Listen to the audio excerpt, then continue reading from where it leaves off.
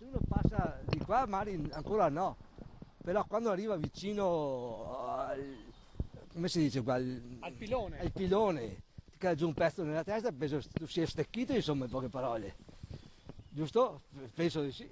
C'è grande preoccupazione tra i residenti della località San Fris per i pezzi di cemento dei piloni dell'autostrada Alemagna che vengono giù. Sono caduti già calcinacci, da terra si vedono i ferri delle armature. Una situazione preoccupante documentata dalle nostre immagini. È molto pericoloso, perché io quando passo di là ho paura, insomma, sto attenta, guardo su se c'è qualcosa in movimento e via.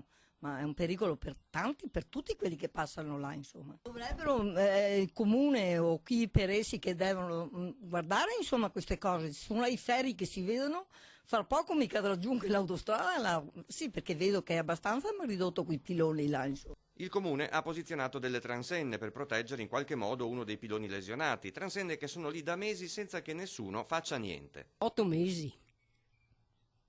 È transennato in quel modo? Sì, sì. Di sicuro? Ma non si è visto nessun operaio? No. Una situazione che preoccupa per le possibili cadute mentre si passa sotto i piloni, che non fa dormire per i continui rumori causati dai giunti a tutte le ore. Ci sono i rumori che danno fastidio.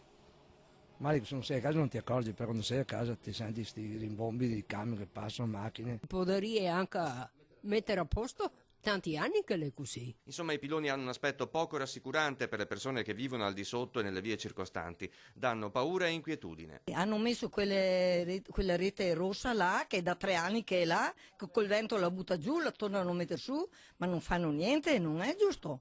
Un bel posto così che vengono tutti a passeggiare a vedere questo posto, mi dicono che è bello, però è molto trascurato, insomma.